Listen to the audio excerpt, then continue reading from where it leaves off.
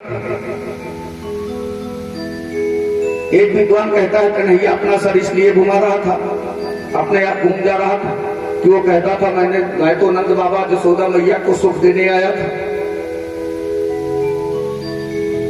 गोपिकाओं को माखन मिश्री खिलाने आया था, अपने ग्वाल बाल मित्रों को माखन मिश्री खिलाने आया था, और तुम मुझे जहर पिलाने आ गई हो मौसी।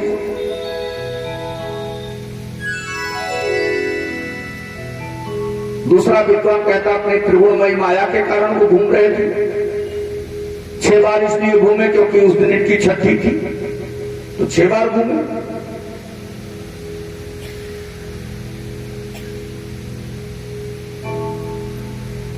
कई विद्वानों के कई मत हैं, लेकिन जबरदस्ती कन्हैया को पकड़ लिया और दूध पिलाना शुरू कर दिया, स्तनपान कराना शुरू कर दिया। कन्हैया जब स्तन पकड़ लिए कहें ठीक है मौसी, जब पिलाना ही कहती हो जहर को पिला ही डालो, हम भी पीते हैं। और कन्हैया ने पीना शुरू किया तो जब उसकी हथेलियां तक खींचने लगे उसी स्तन के माध्यम से, तो उसके हाथ फैल गए और कह रही मुझे छोड़, क्या कर रहा है, छोड़ मुझे छोड़। कन्हैया कहता मैं जिसको पकड़ लेता हूं ना मौसी, एक बार पकड़ लिया फिर छोड़ता नहीं, अब तो मैंने पकड़ लिया, अब मैं छोड़ने वाला हूं नहीं। दूध पिलाने आई थी ना, पिलाओ। राक्षसी थी, लेकर इसको आकाश में उड़ गई हमारे कन्हैया को, और जब इसके पूरे प्राण खींच लिए कन्हैया ने, तो ये पूतना कोई और नहीं राजा बलि की बहन थी। जब वामन ग्रुप में भगवान राजा बलि के यहां भिक्षा मांगने पहुंचे थे, उसका तीनों लोक नाप लिया था, तो वहां पर बलि की बहन ने अपने मन में कामना की थी कि अगर तुम मुझे छोटे बच्चे के रूप में मिलते तो तुम्हें दूध पिला के मार डालती।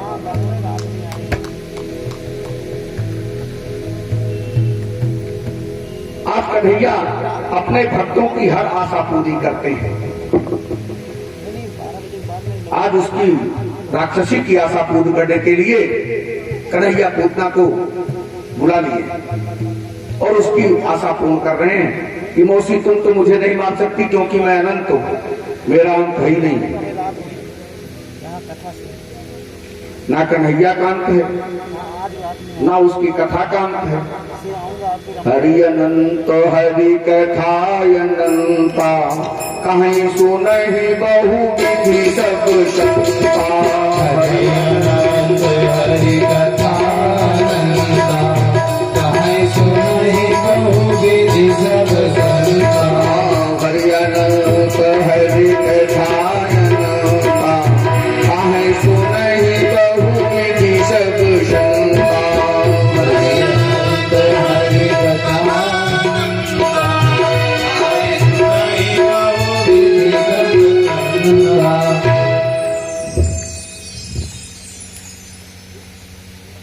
जमीन पर गिर पड़ी।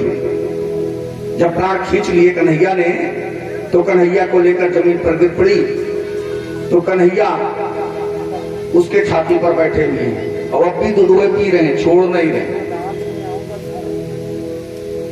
जसोदा मैया और सारे ग्वाल बाल दौड़ कर पहुंचे।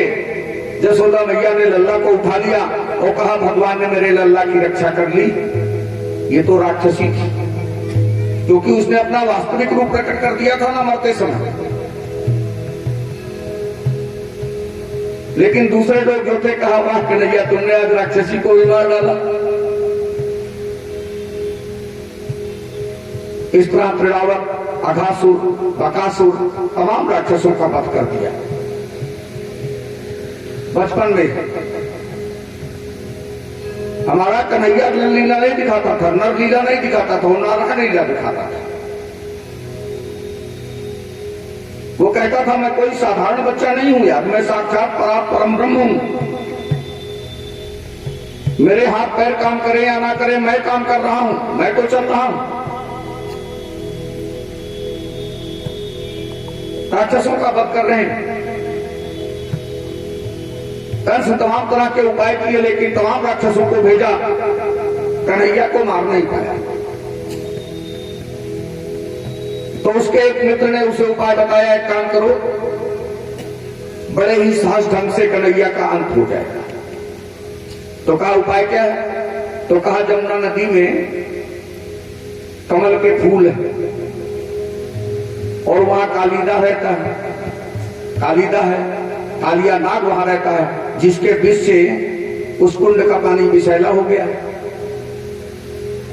और उसी कुंड में कमल के फूल भी हैं। तुम नंद बाबा को संदेशा भिजवाओ, वहां के सारे फूल मुझे चाहिए। तो ये तो गारंटी है कन्हैया निकालने जाओ, कन्हैया ही निकालने जाएगा, नंद बाबा तो निकालने जाएंगे नहीं। और कन्हैया उन्हें निकालने का अवसर ही नहीं देखा। वही ये तुम्हारा काल कृष्ण, वो अपने आप स्वतः समाप्त हो जाएगा, आपको परिश्रम करने की और तमाम तरह की युक्तियां अपनाने की कोई आवश्यकता भी नहीं पड़ेगी। कंस को उपाय बहुत अच्छा लगा। नंद बाबा को संदेश भेज दिया उसने कि कालिदाह नाम के कुंड में जितने भी कमल के फूल हैं नंद, वो मुझे चाहिए। नंद बाबा अपने ग्वाल बालों के साथ बैठकर विचार कर रहे थे, क्योंकि नंद बाबा ब्रजगांव के मोनंद गांव के मुखिया थे। जैसे हमारे नेताजी मुखिया का पद निभाते हैं, ऐसे कोई कोई मुखिया होता है जो सब में माननीय होता है, उसकी बात को कोई काटता नहीं, उसकी बात को सब मानते हैं, उसी को मुखिया कहा जाता है। मुखिया कोई प्रधान नहीं होता, जिसके पीछे 10 लोग चले, जिसकी 10 बात माने, वही मुखिया होता है। हमारे नंद बाबा भी इसी तरह से। तो क्या हुआ कि विचार कर रहे थे, इतने कन्हैया पहुंचा, कहा बाबा क्या बात? अरे कहा बेटा तुम्हारे काम की बात नहीं है, तुम जाओ। कहा मेरे काम की नहीं है, किसके काम की है? कहा मैंने कहा ना तुम बच्चे हो, तुम्हारे बस की बात नहीं है, तुम जाओ यहां से। कन्हैया छुप कर सारी बात को सुन लिया कि ये गोष्ठी किस लिए हो रही है। तो पता लगा कमल का फूल चाहिए। उसने अब श्रीदामा जैसे तमाम मित्रों को एकत्र किया तो गेंद का खेल आरंभ किया।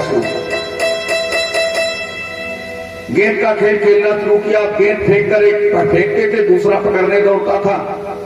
जैसे अपने यहाँ होता है गिनतारी खेलते हैं ना, कुछ पत्थर इकट्ठा कर लेंगे, उसी पर गेंद खींच कर मारेंगे, पत्थर टूट जाएगा, जो भी मारेगा जो चोर बनेगा। ऐसे ही खेलने लगे। खेलते खेलते गेंद श्रीरामा का ही था और गेंद कालिदा में जाके गिर गया। कन्हैया ने जानबूझकर फेंक दिया। अब श्रीरामा कह रहा तुम चाहे जितने बड़े ठाकुर हो, लेकिन खेल में ठकुराई चलेगी नहीं, हमारा गेंद निकाल कर दो। कन्हैया कह रहे यार दूसरा गेंद लेना, कहा बिल्कुल नहीं, मुझे वही गेंद चाहिए। ये भी कन्हैया की लीला है। अगर कन्हैया लीला करता, ये चाहता कि ये मान जाए तो वो मान जाता, लेकिन वो नहीं मानने दे रहा, खुद नहीं मानने दे रहा, कह रहा हमारा वही गेंद दो। कन्हैया कदम के अपने अगोछे का फेंका बांधा पीताम्बर का और चढ़ गए कदम के वृक्ष पर।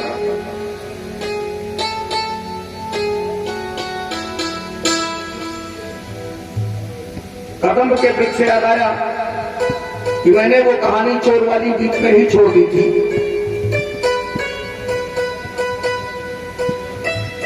तो जब उन्होंने अपने उस रूप को दिखाया कि जेवर से लगे हुए हैं और पैजनी उस पर झुमका दिया, तो चोर जो है कहा अब तो तुम्हें बिल्कुल नहीं छोड़ेंगे, अब सारा जेवर तुम्हारा चुरा लेंगे, अब कुल ले लेंगे, छीन लेंगे, तेरा कुछ नहीं छोड़ेंगे तेरे पास।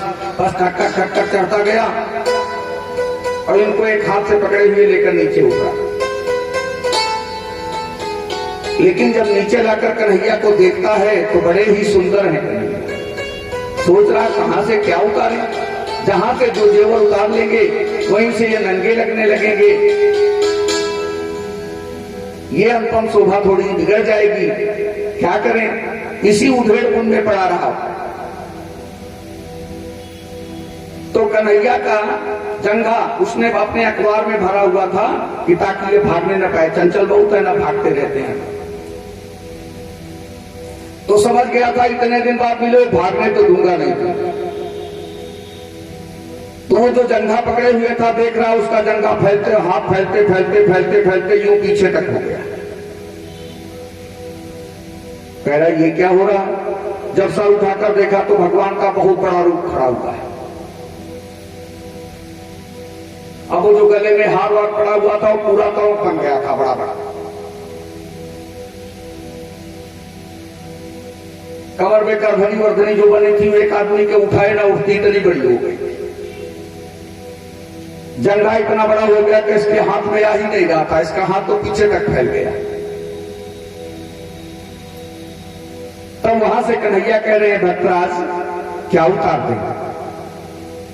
ये सर का मुकुट उतार दें, गले का हार उतार दें, बाजूबंद उतार दें, कमर की करधनी उतार दें, पायल तुम्हारे पास है, जो भी चाहो उतार दो।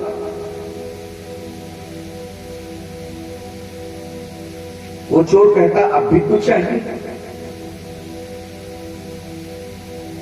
इतना देखने के बाद अब भी कुछ चाहिए आपसे?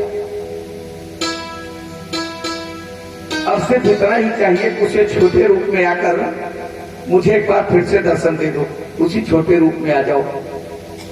ये रूप सहन नहीं हो रहा है, इस रूप को देखकर आंखें चुरिया रही हैं। उसी छोटे रूप में बड़े प्यारे लग रहे थे, उसी रूप में आ जाओ। कन्हैया उसी छोटे रूप में फिर आ जाते हैं। भक्त की हर अभिलाषा पूर्ण करने का जिम्मा ले रखा है कन्हैया ने, अपने भक्तों की हर आशा पूर्ण कर देते हैं। बड़े प्यार से कन्हैया को पुचकारा चोर ने, और पुचकार कर वहां से रोते हुए चल पड़ा। रो इसलिए रहा था कि आज मैंने कन्हैया को देख लिया, हो सकता दोबारा मैं इसको ना देख पाऊं, यहां ठहर भी नहीं सकता, क्योंकि अब उसे समझ आ गया कि यहां रहने वाला नहीं है, ये मेरी पुकार पर मुझे दर्शन देने के लिए आया है। तो जब आपके अंदर प्रेम का अथाह सागर उमड़ने लगेगा ना, तो कन्हैया किसी जिस रूप में आप चाहोगे, कन्हैया उसी रूप में आकर आपको दर्शन दे देगा, बिल्कुल दे देगा।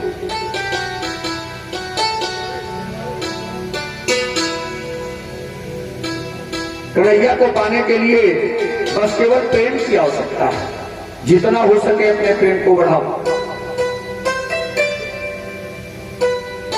अरे मुरलिया वाले रे वो संवरिया प्यारे रे, मुरलिया वाले रे वो संवरिया प्यारे रे, मेरा दिल तुझ पे कुर्बान। मुरलिया वाले रे मेरा दिल तुझ पे कुर्बान। मुरलिया वाले रे मेरा दिल तुझ पे कुर्बान। मुरलिया वाले रे मेरा दिल तुझ पे कुर्बान। संवरिया प्यारे रे वो मुरलिया वाले रे, संवरिया प्यारे रे मुरलिया वाले रे, मेरा दिल तुझ पे कुर्बान। मुरलिया वाले रे मेरा दिल तुझ पे कुर्बान। मुरलिया वाले रे मेरा दिल तुझ पे कुर्बान।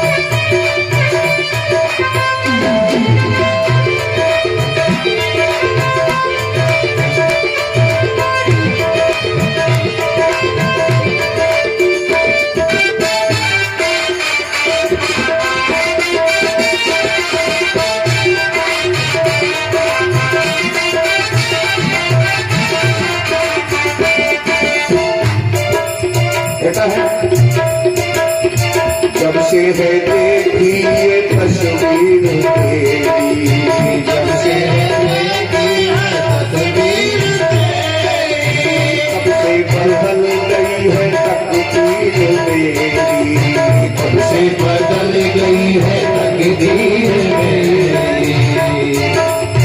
कहा शबनम से क्या प्यास तुझे, शबनम से क्या प्यास तुझे जब तक बरसात न हो, और तस्वीर से क्या दिल भरे जब तक मुलाकात न।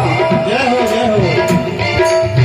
जब से है देखी ये तस्वीर तेरी, जब से है देखी ये तस्वीर तेरी, तब से बदल गई है तकदीर मेरी, तब से बदल गई है तकदीर मेरी। जब से है देखी ये तस्वीर तेरी, जब से है देखी ये तस्वीर तेरी, तब से बदल गई है तकदीर मेरी। जब से है देखी ये तस्वीर तेरी, जब से है देखी ये तस्वीर तेरी, तब से बदल गई है तकदीर मेरी, तब से बदल गई है तकदीर मेरी। जब से है देखी ये तस्वीर तेरी, जब से है देखी ये तस्वीर तेरी, तब से बदल गई है तकदीर मेरी, तब से बदल गई है तकदीर मेरी। जब से है देखी ये तस्वीर तेरी, जब से है देखी ये तस्वीर तेरी, तब से बदल गई है तकदीर मेरी। बदल गई है तकदीर मेरी। सावरिया प्यारे रे, मुगलिया वाले रे, सावरिया प्यारे रे, मुगलिया वाले रे, अब तो तू ही मेरे मुगलिया वाले रे, अब तो तू ही मेरे मुगलिया वाले रे। अब तो हो जाते हर मुगलिया वाले रे। मेरा दिल तुझे मुगलिया वाले रे।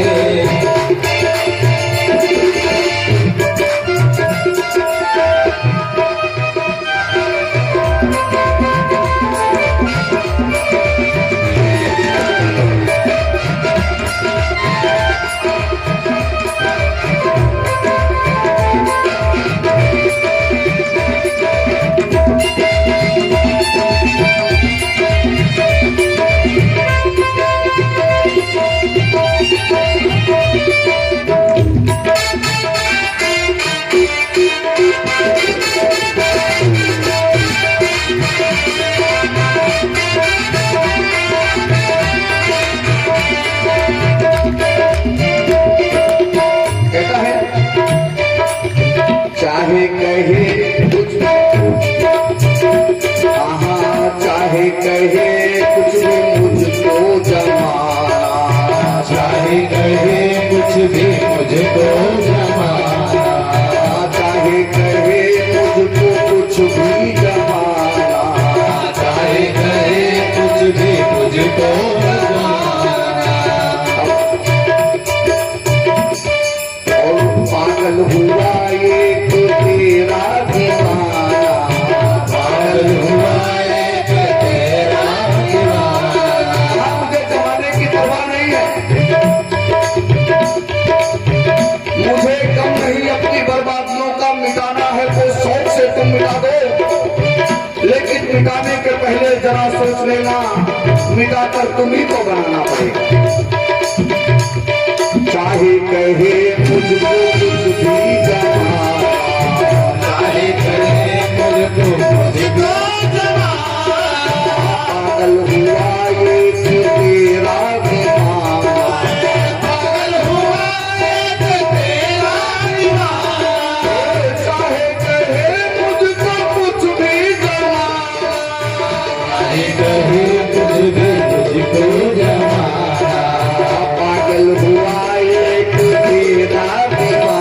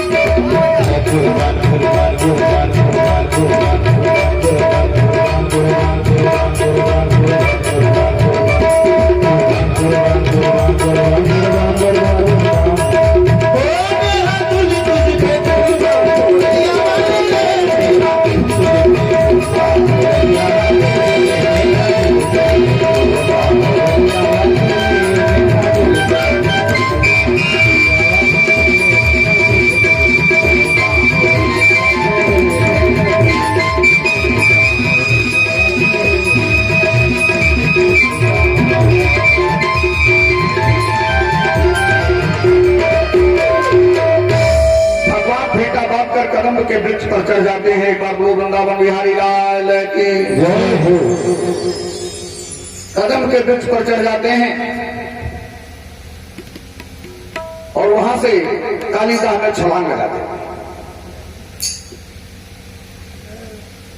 श्री रामा पछताने लगा, अरे मैंने ये क्या किया, ब्रजमंडल के सरदार को ही मार डाला, दुनिया के रक्षक को ही मैंने कूदा दिया, मैंने जिद ना किया होता तो शायद कन्हैया उसमें ना कूदता। दौड़ कर गया नंद बाबा जसोदा मैया से कहने लगा, अरे मैं बहुत बड़ा अपराधी हूँ, मैंने ही जिद किया तो कन्हैया उस कालिदास में कूद गया। अपनी गलती भी बता रहा है और साथ साथ बता रहा कन्हैया उस कालिदास में कूद गया है। चालाकी भी है और सॉरी भी बोलना है, दोनों काम कर रहा है। संदेश भी दे रहा है कन्हैया उस कालिदास में कूद गया और साथ साथ क्षमा भी मांग रहा कि अपराधी मैं ही हूं, मैंने ही जिद किया था तो कन्हैया वहां कूद गया। सुनते ही जसोदा मैया पागल हो गई।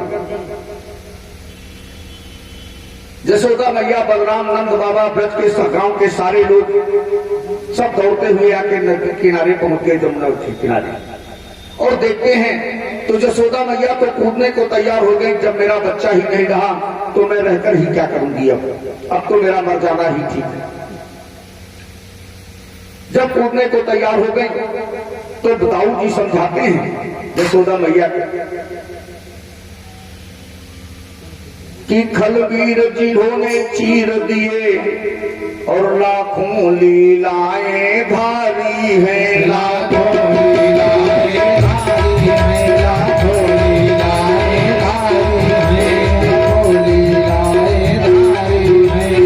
खलवीर जिन्होंने चीर दिए और लाखों लीलाएं धारी हैं, लाखों लीलाएं धारी हैं, लाखों लीलाएं धारी हैं। मैया इतना समझ रखो मनुज नहीं अवतारी है, मैया इतना समझ रखो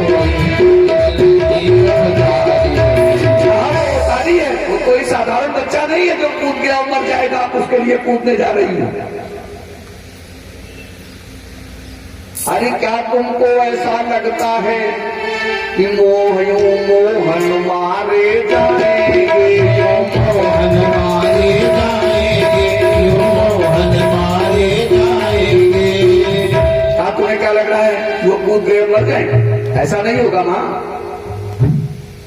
क्या तुमको ऐसा लगता है हरिओ मोहन मारे जाएंगे, मोहन मारे जाएंगे, मोहन मारे जाएंगे। ओ ना जाने मोहन कितने अपनी चरित्र चलाएंगे, ओ ना जाने मोहन कितने अपने चरित्र दिखलाएंगे, ओ ना जाने मोहन कितने अपने चरित्र दिखलाएंगे। सारी लीला ही बाकी है कन्हैया की, इतने में ही लीला खत्म थोड़े हो गई, अभी तो उससे बहुत सारी लीलाएं दिखानी है। और आप सोच रही हो कि यही कन्हैया की लीला का अंत हो गया, ऐसा होने वाला नहीं। बस बलराम समझा रहे हैं मैया को, सारे ब्रजगांव वालों को समझा रहे हैं भाई आप लोग चिंता ना करो, कुछ होने वाला नहीं है, हमारा कन्हैया भी ऊपर आ जाएगा। इधर कन्हैया जमुना में प्रवेश करते हुए, कालिदास में प्रवेश करते हुए नीचे की तलहटी में पहुंच गए।